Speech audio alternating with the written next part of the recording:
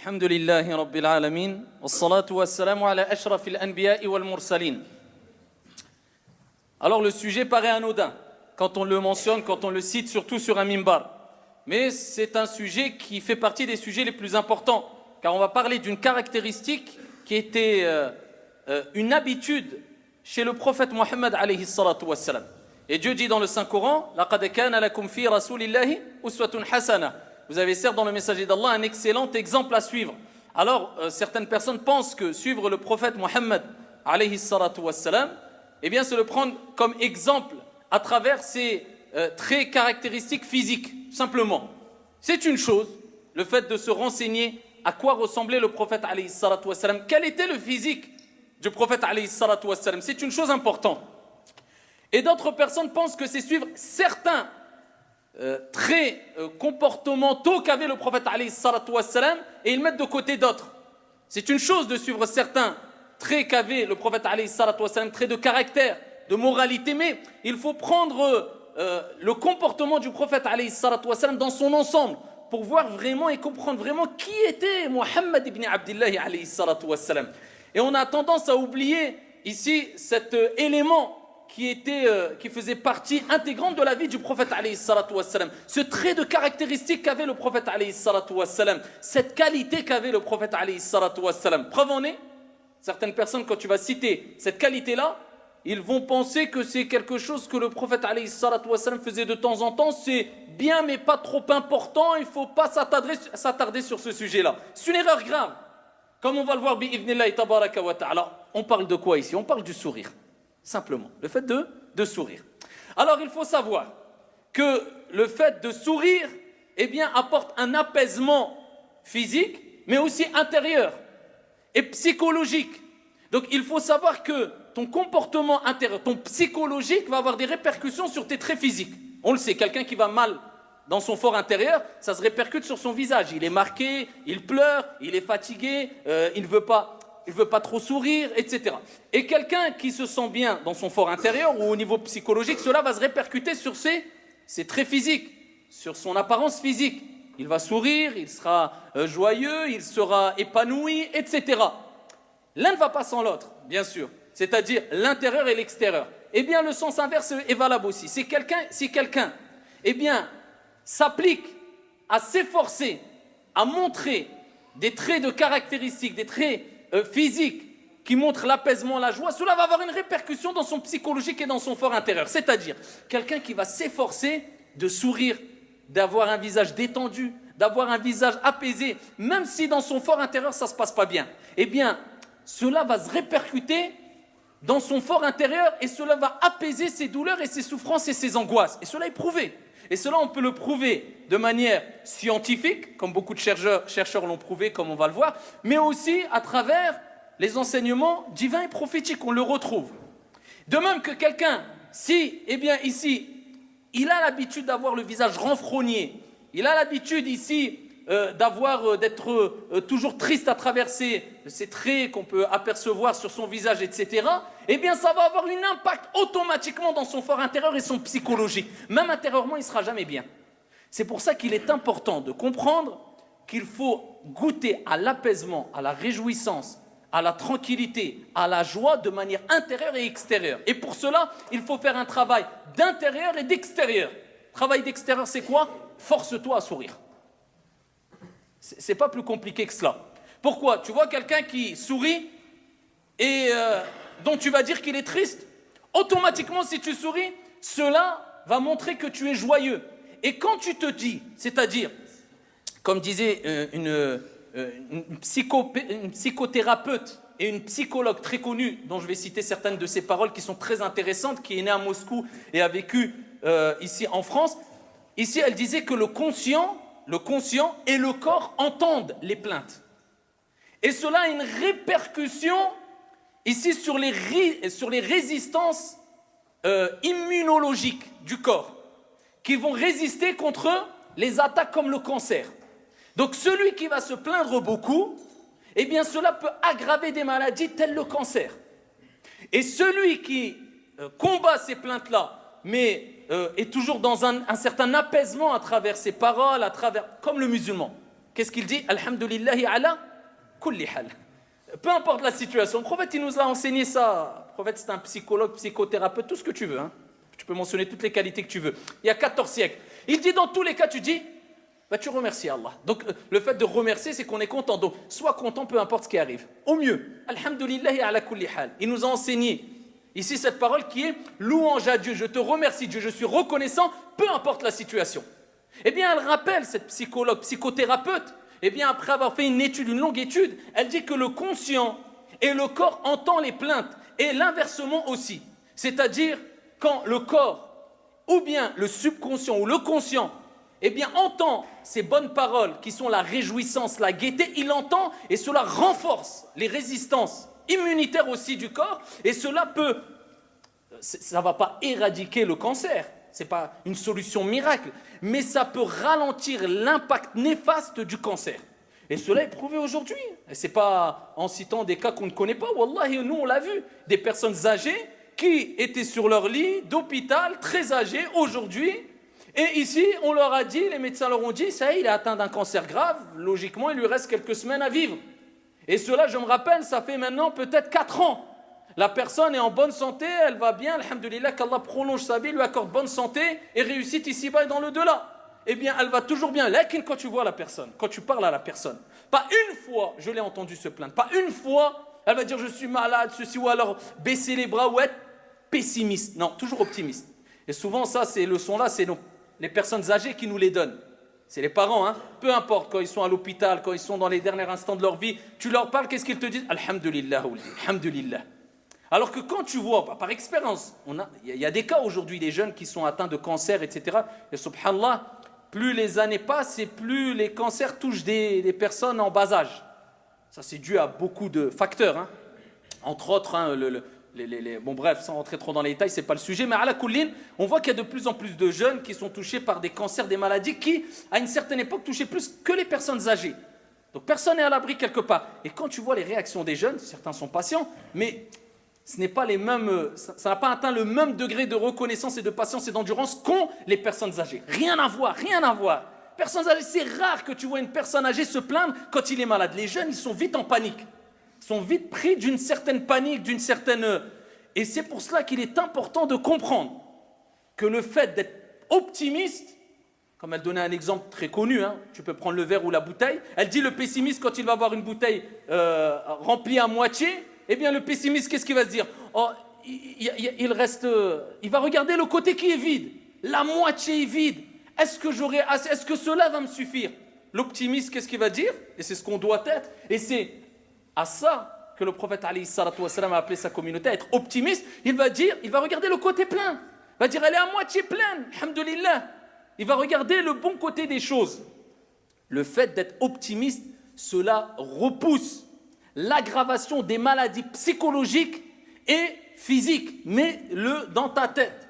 Et ça donne ce conseil à toute personne atteinte d'une grave maladie. Plus il sera pessimiste et plus il se plaindra, et plus la maladie s'aggravera.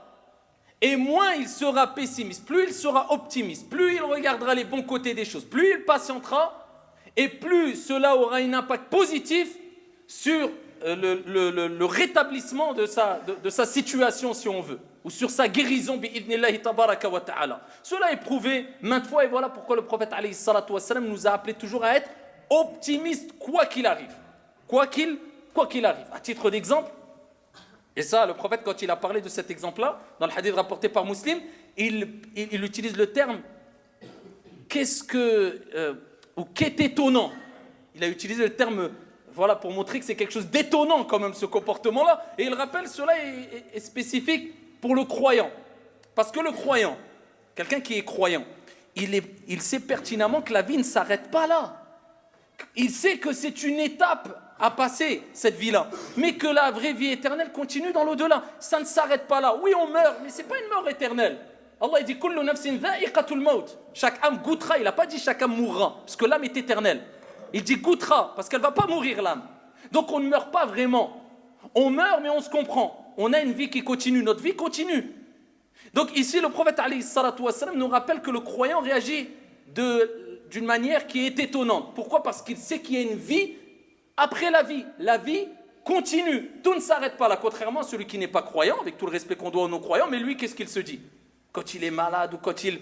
C'est rare de voir des non-croyants, quelqu'un qui ne croit pas en l'au-delà, patienter énormément, surtout dans les derniers instants de sa vie. C'est rare, souvent ils sont en panique, parce qu'ils se disent tout s'arrête, ça, il n'y a plus rien, c'est fini. Ça y est, j'ai vécu, j'ai grandi, j'ai eu de l'argent, j'ai fait ceci, j'ai voyagé, pour, entre guillemets, pour mourir et tout, c'est fini. Voilà, une angoisse le prend, mais le musulman, alhamdoulilah, il a apaisé. Normalement, il doit être apaisé, quoi qu'il arrive. Pour ça, le prophète alayhi salatu wassalam a dit qu'est étonnant la situation, l'affaire du croyant.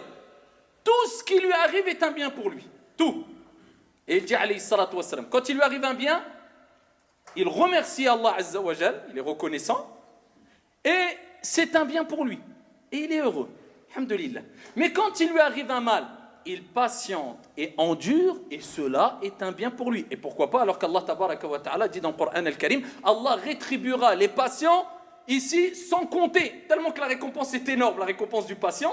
Allah, il ne dit pas il aura ça comme récompense, il donnera sa récompense sans compter. Donc, Allah azza wa jalla, il dit même quand tu patientes, c'est un bien pour toi. Et il dit cela est spécifique et propre qu'aux croyants. D'accord? Le fait d'avoir toujours cette confiance en Dieu, de croire en Dieu, d'espérer en Dieu, d'être optimiste jusqu'à le dernier instant ou les derniers instants de sa vie. Donc, reste toujours optimiste et pessimiste. Et pour cela, il faut aider de quelque chose, le sourire. Même ici, les savants, que ce soit musulmans ou même les savants scientifiques, ils recommandent de se forcer à sourire. C'est-à-dire, quelquefois, ça ne veut pas dire qu'on doit toujours sourire H24, rester comme ça. Il y a des moments où tu seras triste, des moments... Mais la majeure partie de ta vie, eh bien, tu dois te concentrer et te consacrer à fournir des efforts pour sourire. Ça va égayer ta vie et automatiquement, comme je vous ai dit précédemment, eh bien, les traits physiques ont un impact sur son psychologique. Tu ne peux pas sourire et en même temps être triste. Même si tu veux cacher la tristesse, au moment où tu souris, ça t'apporte un certain apaisement et ça te fait oublier tes problèmes. Et c'est pour cela que des compagnons, radiyallahu anhum wa ardahum, quand ils nous décrivaient le comportement du prophète, alayhi salatu wassalam, qui a vécu les problèmes les plus grands, les épreuves les plus grandes, qui a enduré comme personne n'a enduré, qui a patienté comme personne n'a patienté, qui a été persécuté comme personne n'a été persécuté, toute sa vie, tout au long de sa vie, ça a été qu'épreuve. Avec cela, qu'est-ce qu'on dit les compagnons radiyallahu anhum wa ardahum? Abdullah ibn Harith, ici, qu'est-ce qu'il disait? Il disait, je n'ai jamais rencontré une personne aussi souriante que le prophète alayhi salatu wassalam. Jamais. Je n'ai jamais rencontré une personne aussi souriante que le prophète Mohammed alayhi salatu wassalam. Et beaucoup de compagnons, comme Jabir ibn Abdillah et d'autres, ils disaient, le prophète Mohammed alayhi salatu wassalam ne m'a jamais rencontré sans me sourire. Il dit, à chaque fois que le prophète, toute sa vie, vous imaginez, imaginez-vous, de qui vous pourriez dire ça? Un tel, Mohammed, jamais toute ma vie, quand je l'ai rencontré, et Dieu sait combien de fois les compagnons ont rencontré le prophète alayhi salatu wassalam. Imaginez-vous, vous dites, Mohammed, ou quelqu'un dit ça de toi.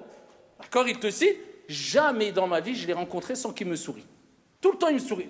Je ne sais pas si ça existe aujourd'hui. Et bien, le prophète qui a vécu toutes les épreuves, les soucis, les tristesses, les persécutions, avec ça, il trouvait le temps de toujours sourire. Rapporté par Muslim, rapporté par At-Tirmidhi, hadith authentique.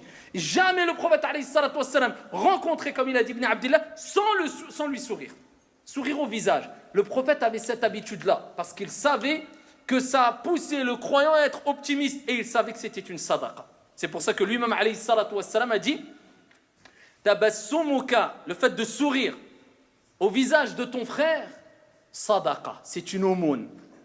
Alors des gens sourient dans des commerces, parce que y a une raison commerciale, financière. Et c'est bon, autant le faire pour ça que pas sourire. Parce que tu vas dans des endroits du monde, commercial, pas commercial, on a l'impression qu'il y a 10 personnes qui sont mortes dans sa famille tous les jours. Jamais il sourit. Illa man rahimallah dans certains endroits du monde, sans les citer. Administration ou je ne sais quoi. Toujours renfrogner le visage, etc. Au moins, dans les pays en général, comme en France, peu importe la raison, mais en général, c'est des raisons commerciales, pas de religion. Mais quand tu rentres dans un commerce, il sourit. C'est vrai, c'est faux, c'est hypocrite, c'est pour le commerce. Peu importe, on n'en a rien à faire. Au moins, il te sourit.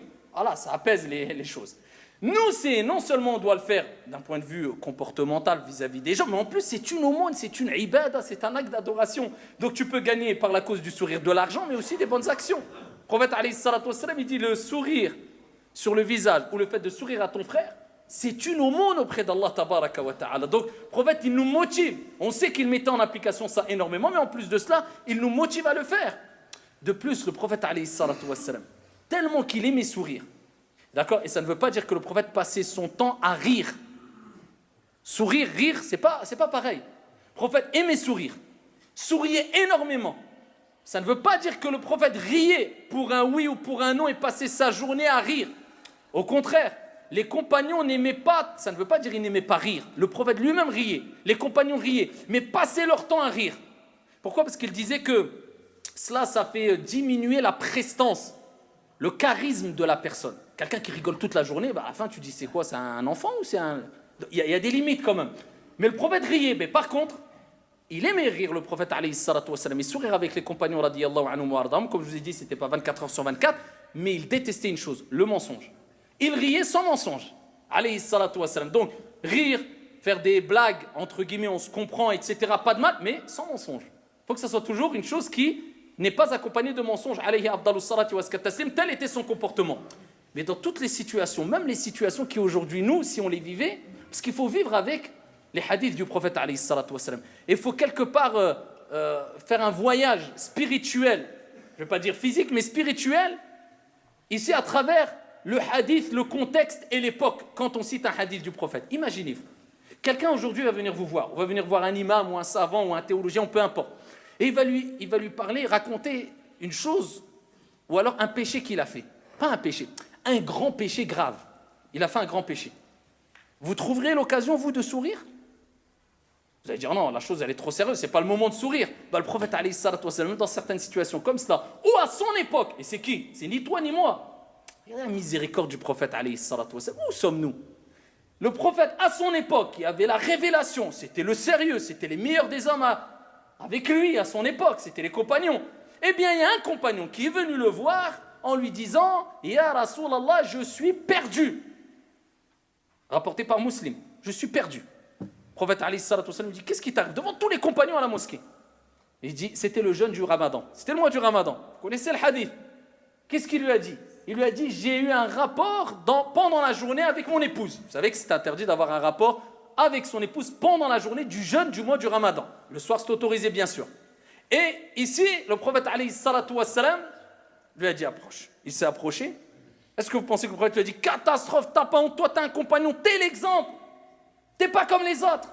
Tu dois être...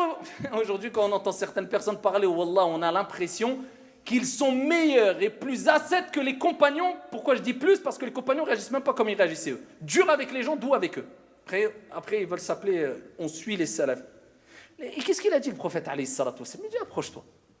Il lui a parlé de al-kaffara, l'expiation. Simplement sans le blâmer, t'as fait ça, t'as pas honte. Il a dit, est-ce que tu peux libérer un esclave?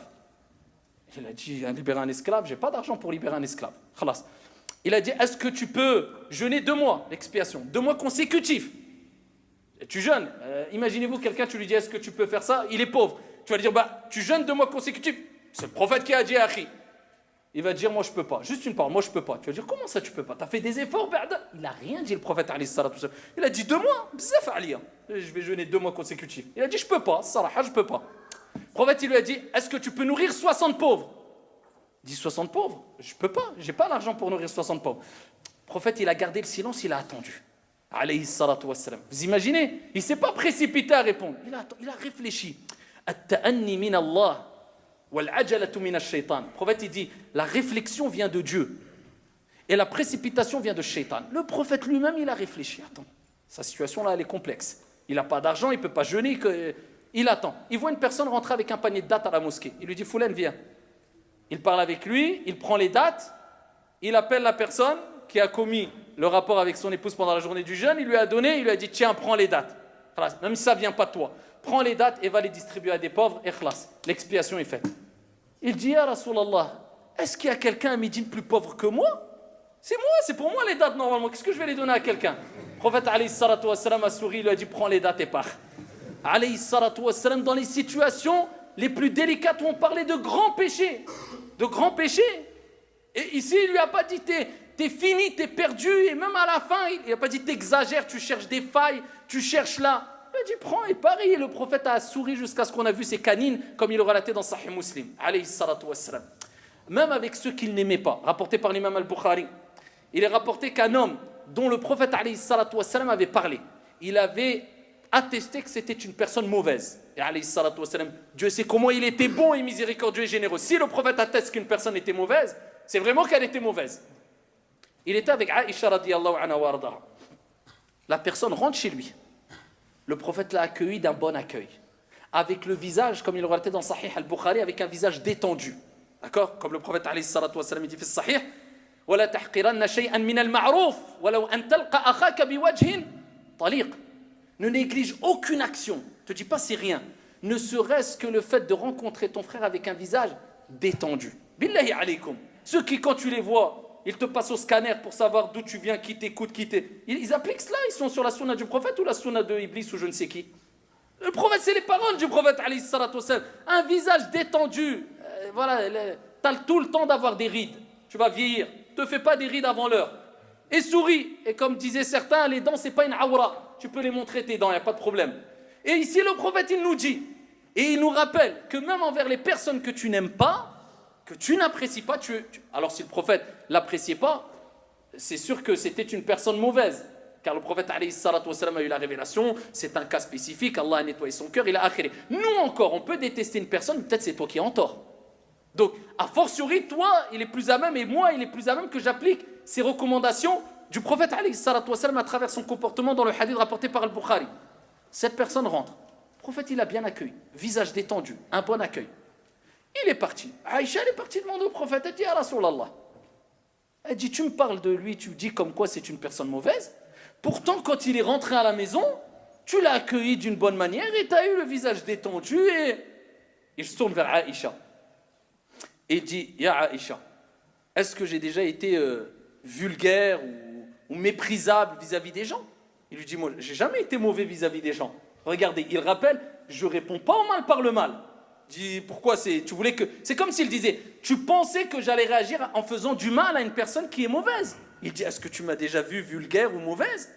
Et il dit, alayhi salatu wassalam, les personnes les plus éloignées d'Allah Jalla wa Ala au jour de la résurrection, ce sont celles et ceux qui ont été délaissés, abandonnés, fuis par les gens afin d'être préservés de leur mal.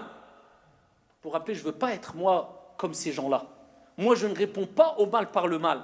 Mais ici, alayhi salatu wassalam, il n'a pas agi avec mensonge, non. Il n'a pas cautionné le mal qu'il faisait, cette personne-là. Il n'a pas répondu au mal par le mal, c'est tout. Peu importe le mal qu'il fait, dans tous les cas, son haqq, son droit, c'est que j'ai le visage détendu, quoi qu'il ait fait. Pourtant, c'était une personne mauvaise. J'ai le visage détendu devant lui, et si je dois l'accueillir, je dois bien l'accueillir. Ça, c'est une personne mauvaise. Il y a des gens, pour un oui et pour un non, quand ils sont en face d'une personne qu'ils estiment être mauvaise, alors là, ils appliquent des règles, des qawa'id, des hadiths, des athar, pour presque même pas lui serrer la main. Prophète rapporté par Al-Bukhari, pour nous rappeler que même si elle est mauvaise, le minimum, j'ai le visage détendu, et je l'accueille d'une bonne manière, parce que le visage parle. Le fait d'avoir le visage détendu, tu gagnes les cœurs, c'est une lumière. Le fait d'être renfrogné, eh bien tu fais fuir, et le prophète alayhi salatu wassalam a dit « Bashiru wa la tunaffiru » annoncez le bien, les bonnes nouvelles et ne faites pas fuir. Inna minkum munaffirin. Kama qala alayhi salatu wassalam, il y a parmi des gens qui vont faire fuir les gens. As-tu déjà vu une personne qui a le visage noir, sombre, qui a l'esprit sectaire et le comportement sectaire, qui se renferme sur lui-même, attirer les gens, il fera fuir. Et le prophète alayhi salatu wassalam, il était l'opposé. Rappelez-vous ce qu'avait dit Jabir ibn Abdullah, Abdullah ibn Harith. C'était des gens qui ont attesté que le prophète, dès qu'il les rencontrait, il souriait, alayhi afdalus salati wa askat taslim. C'est pour cela qu'il faut s'efforcer de sourire au maximum et d'avoir toujours ce visage détendu. Et cela est une grande ibada. Et cela est la sunna du prophète Muhammad, alayhi afdalus salati wa askat taslim. Hada wa sallu wa sallim.